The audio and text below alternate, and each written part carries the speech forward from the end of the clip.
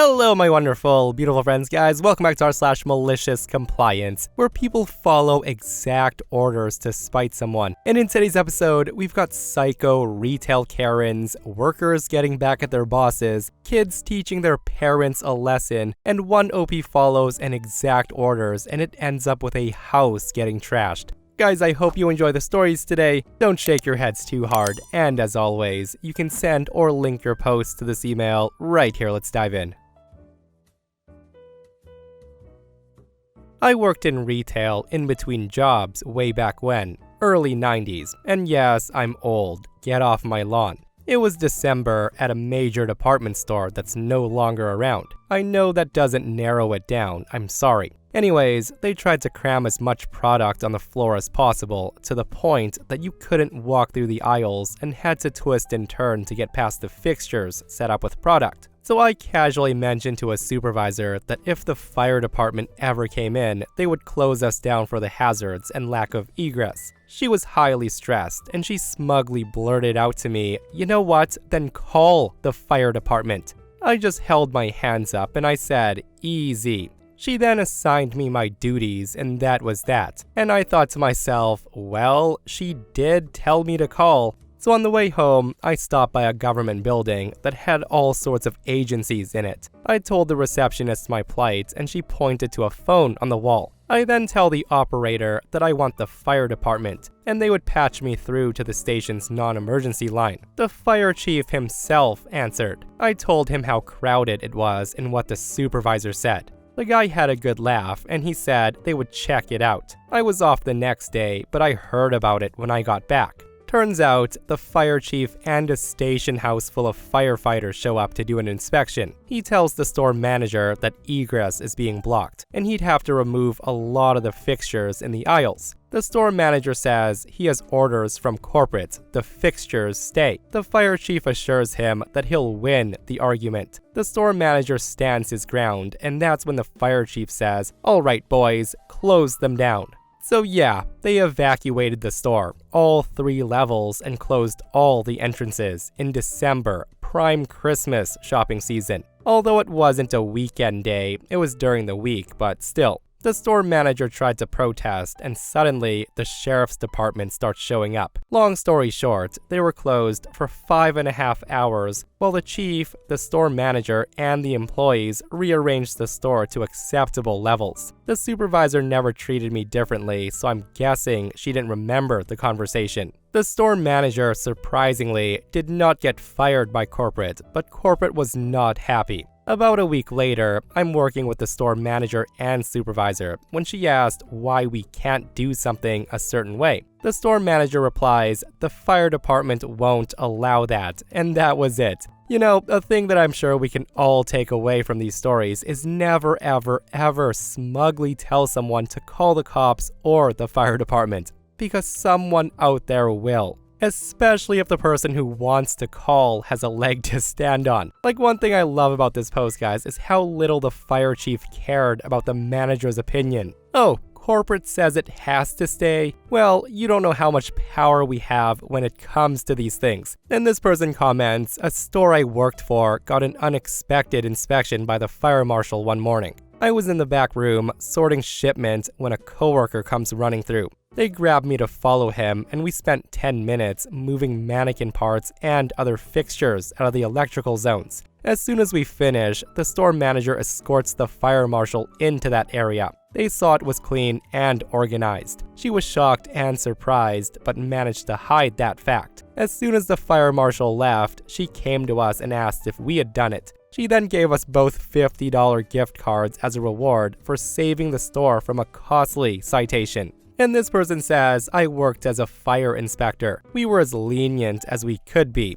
We wanted businesses to thrive in our town. We would do whatever we could to help, but if you tell me that I don't have the authority and refuse to change, that's a problem." We emptied a bar on their busiest night of the year, and we did a head count of everyone on the way out to cite them for overcrowding, because they told us we couldn't. The moral of the story is if I have to wake up the fire marshal at midnight on the night before Thanksgiving, he's not gonna be happy, and you aren't getting a pass. So I'm not a malicious person, though I do feel some joy listening to your stories. First off, my dad was a great man. He was just dumb sometimes. And here's some background. I'm one of the youngest from a very large family. My mom passed away when I was 10 years old, and my dad, bless his heart, was from a generation where the men worked and the women took care of everything at home. When my mom passed away, the responsibility of everything at home fell to the kids. By the time I was 11 years old, I was regularly cooking dinner for 8 to 10 people, and I had a long list of chores. Truly, it was fine though. I'm sure I pitied myself some because my friends didn't have these responsibilities. But I really had a great childhood, minus the dead mom thing. When I was 16 years old, my dad gets me a car. I paid for gas with my babysitting money, and my dad paid for insurance and maintenance. Now, I had a lot of things to do. I had to get my little sister and myself to and from school. I had to do the grocery shopping. I had to get 2 of us to practices and meets. I had to run chores, and I was responsible for driving her wherever she needed to go. My day consisted of going to school, getting home, grocery store, making dinner if it was my turn, homework, practice, and then bed. The meets were on weekends, and I never went out. I was never in trouble. I was an honor student, and I'm not trying to toot my own horn, but I was a good kid. All was well, relatively. And then my dad gets a new girlfriend. Her kids were also in high school with me, so she told Dad that if I got to have a car, I should be fully responsible for it, because after all, her kids were. So one day, my dad sits me down and he says, "So I've decided that if you want a car, you have to pay for it. I expect you to take over payments, maintenance, and insurance." So I told Dad I couldn't afford that. He then told me I would have to get a job. I said I had no time for a job, and that's when he told me I would have to figure it out. So cue the malicious compliance, I guess. I went and got my keys and I hand them to him. I told him I don't want the car anymore. He was a little shocked, but I guess he thought I'd come crawling back for it soon.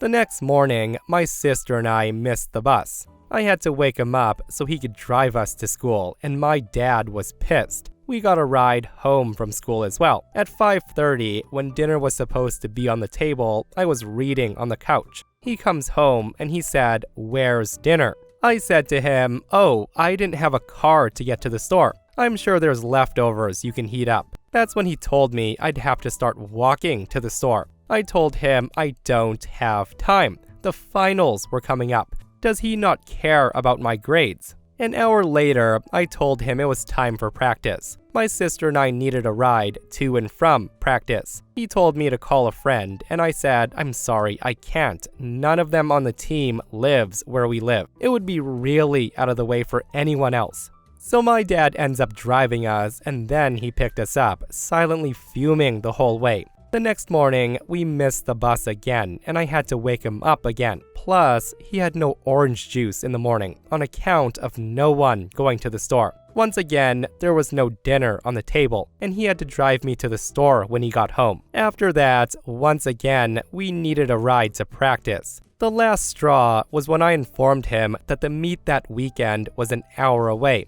and we had to be there at 9 o'clock, and that was enough for him. It was probably the most parenting he'd done in 30 years of being a father. He calls me to the top of the stairs and he tosses my car keys at me. He then says, "I've decided you can have your car back. I'll pay for half the payment and half the insurance. You can use it for school, practice, meets, chores, and driving your sister." Hearing him say that, I just laughed. I tossed the keys back and I said, "Dad, that's all I use it for anyways. I don't want the car. Sell it." 5 minutes later, he's screaming my name from the bottom of the stairs. He overhand whips the keys up the stairs, and y'all, my dad never got mad. His new deal was he'd pay for everything but gas, but I wasn't allowed any personal use of the car. I said, "So I have to pay to do chores and get no benefit from it? No thank you. Sell the car."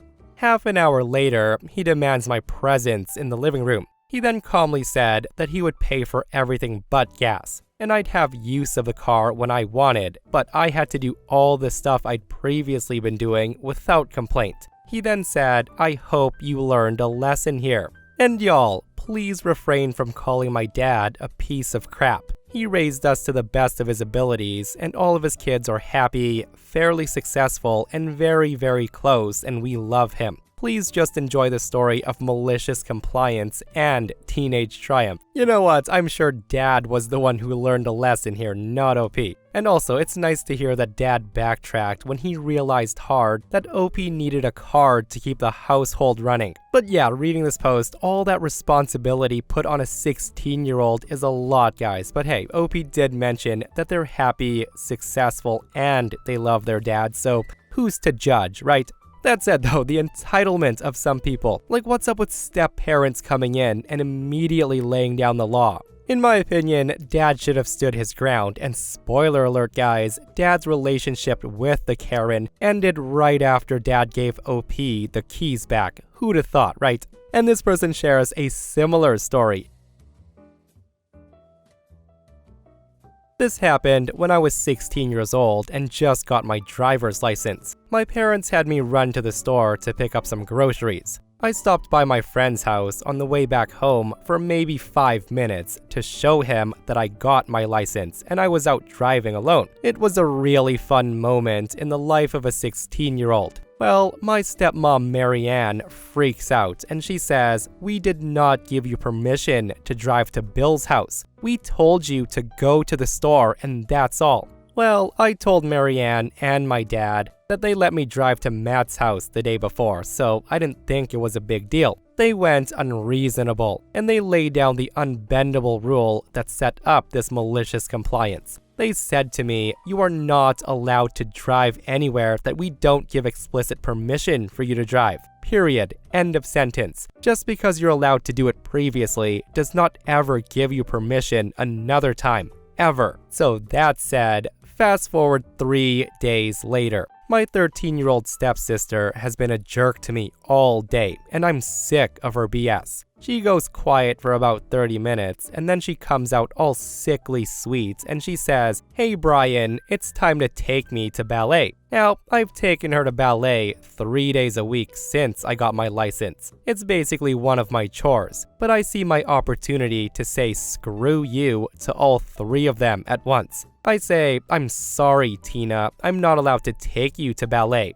Parents didn't want me to take you, and I don't want to get in trouble." At that, she screams, she cries, she begs, and threatens me. She then calls her mom and leaves a message. She calls my dad and leaves a message. Just like Steve Miller says, time keeps on slipping into the future. I'm not sure I'm brave enough to hang on to the bitter end and actually go through with it. I'm shaking, but I know that I've got them dead to rights. No callback from the parents, and the clock goes on past the start of her class. A little later, stepmom comes home, and Tina runs to meet her. She says, "Tina, what the heck are you doing here? You're supposed to be at ballet." I hear Tina tell her rendition of the story, leaving out how miserable she had been, and they go back and forth. Marianne then comes pounding down the hall, and she yells, "As God my witness, you just wait till your father gets home." I had to stifle a laugh because I never really believed people actually said that.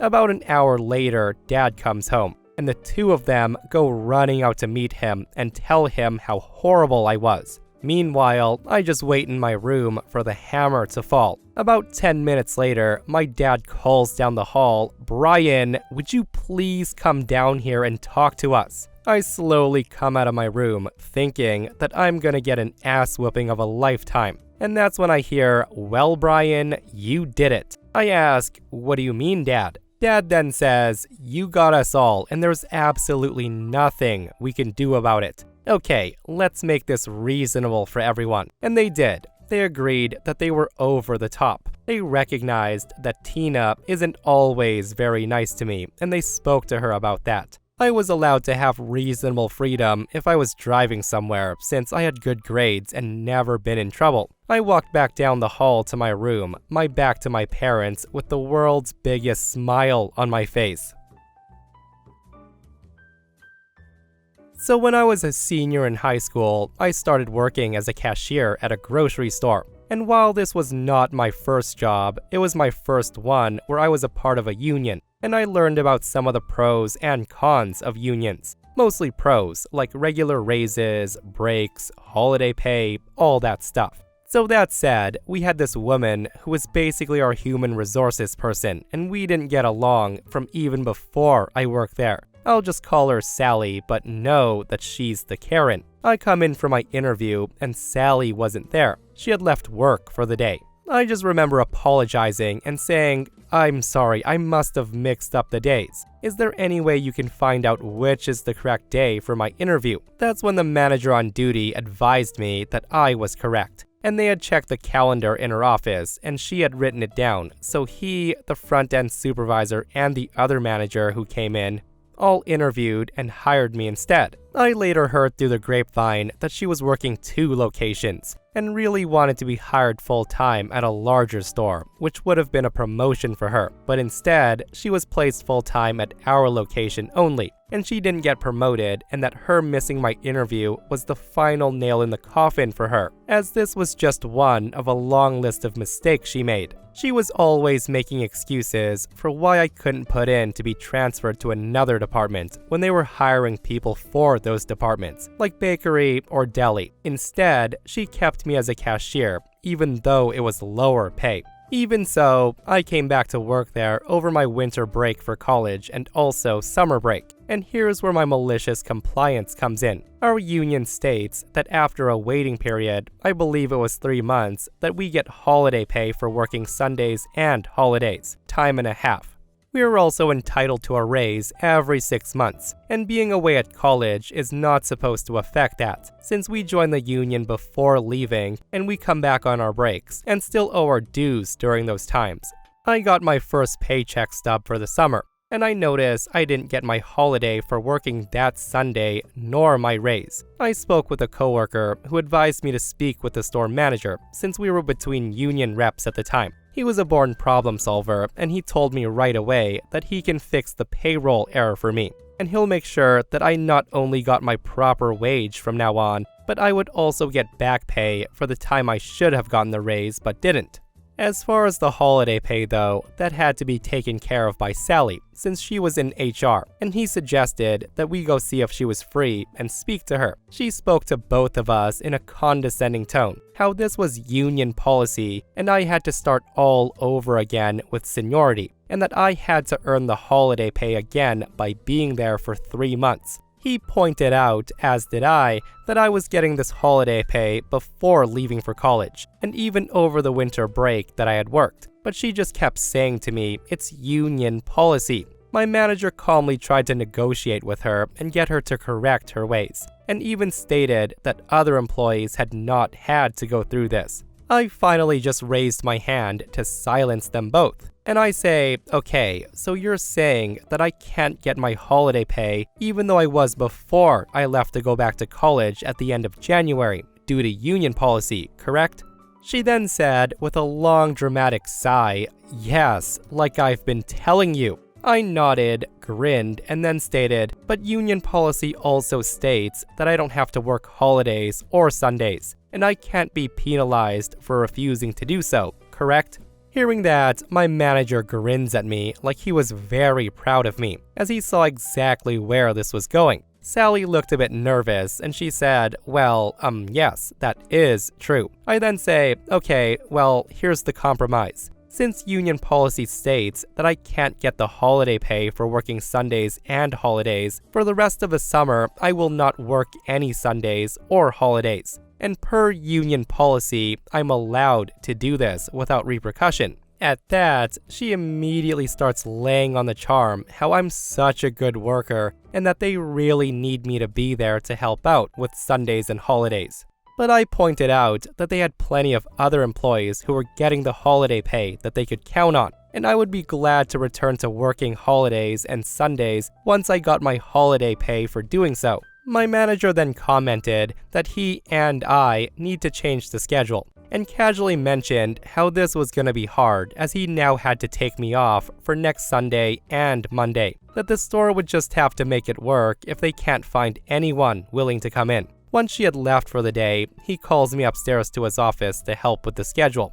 I walked in to find him and another manager just grinning from ear to ear and telling me how proud they were of me, how I handled that situation. So here's the fallout. On Memorial Day, the Monday, and the 4th of July, I get a call asking if I can come in because they had people call out sick who were scheduled. I just calmly explain that I was no longer working Sundays or holidays and that Sally could explain why. Before the end of the summer, she found a new position and she quit, and the new HR person was much nicer. One of the first things she did was make sure that I and a few other college students who had similar issues with the holiday pay got our holiday pay reinstated. Also, when I requested about a transfer to another department, she gladly asked around and she had put me in the health and beauty aids department that same week. What a well-played malicious compliance OP, and seriously, we really need unions to be the normal for all retail and service workers. Like, reading the post, it's just so awesome that OP got time and a half, guaranteed raises, and the right to refuse Sundays and holidays without repercussions. Like, wouldn't that be nice if everyone had that freedom and security?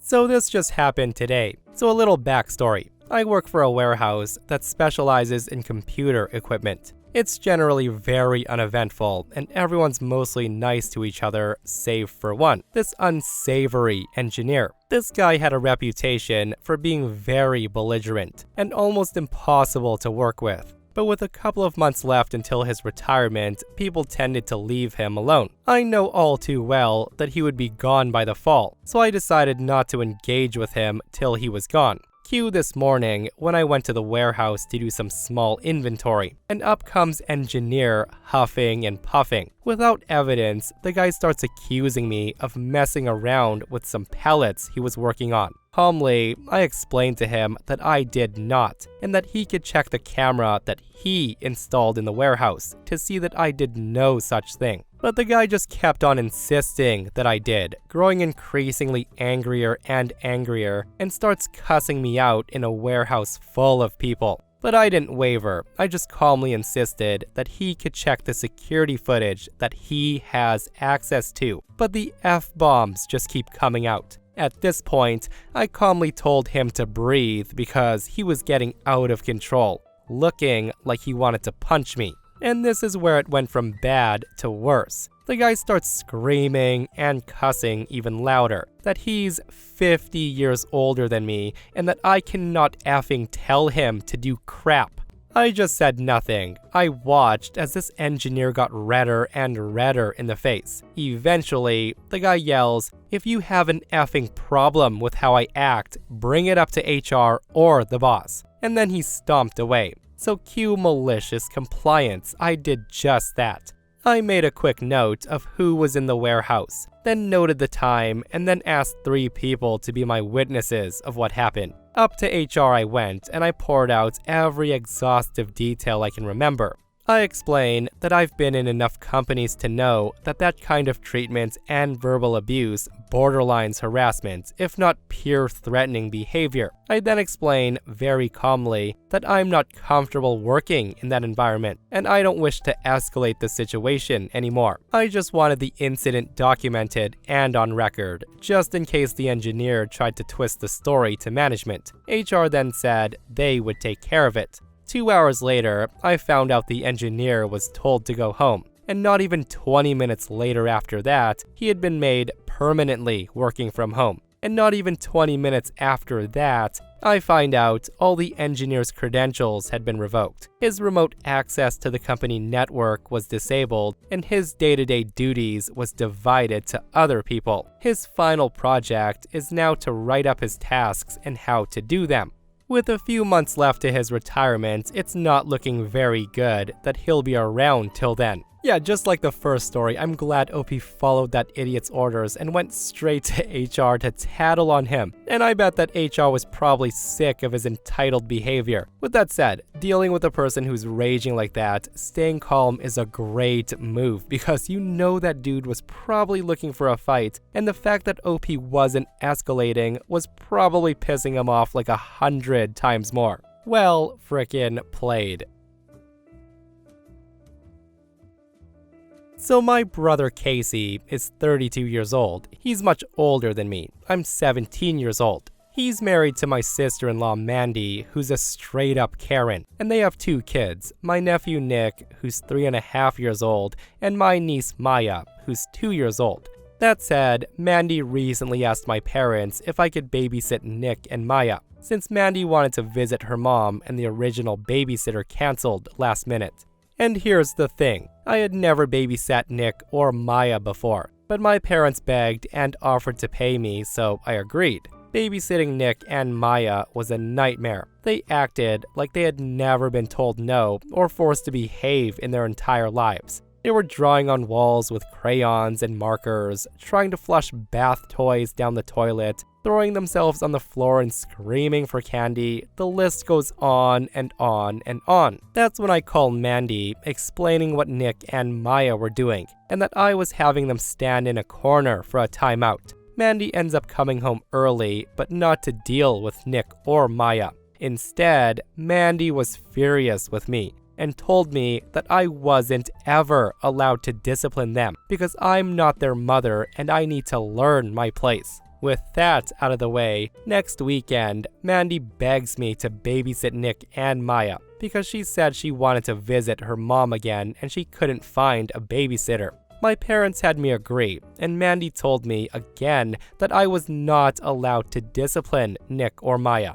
So since Mandy said I couldn't discipline them, I decided to do what I was told. I just watched them to make sure they didn't try to run away from home or do anything dangerous. But otherwise, I left Nick and Maya to their own devices. The house was pretty much a wreck by the time Mandy got home. The walls were destroyed and colored on, the toilets were clogged, a window was cracked because one of them screamed tantrumed and threw a metal Hot Wheel at it. Again, the list goes on and on. Mandy was furious with me, and she tried convincing my parents to not pay me. My parents still paid me anyways, since a deal is a deal. But they said that they were disappointed with me because even though Mandy's no discipline rule was silly, I had a dozen better ways of keeping my niece and nephew occupied, instead of being spiteful and immature and letting them destroy the house. I'm looking for unbiased perspectives on here, so am I the a-hole in this situation? Yeah, I'm pretty sure the reason Mandy couldn't get a babysitter is probably because of the no discipline rule. Also, I'm leaning towards OP's not the a-hole here for following Mandy's exact instructions, only because she yelled at them before.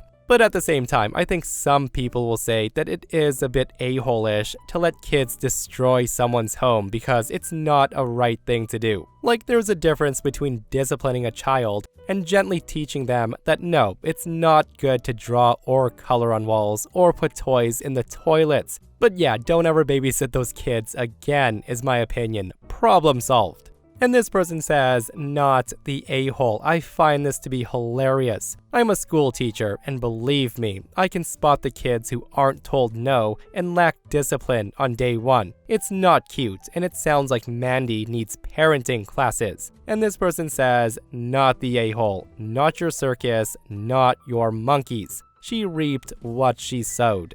Guys, you know how it works. Leave your comments down below. What are you doing in this situation? And that, my friends, brings us to another end of our / entitled people. Guys, I hope you enjoyed today's stories. If you did, hit that thumbs up. And if you're not subscribed, consider subscribing so you don't miss these crazy stories. And if you missed the last episode on the channel, it's an r / MaliciousCompliance episode. Another one where psycho bosses are getting taught lessons and the stories are so freaking satisfying. Go check it out if you haven't, and myself and Stevie Boy will see you guys in the next one. We love you.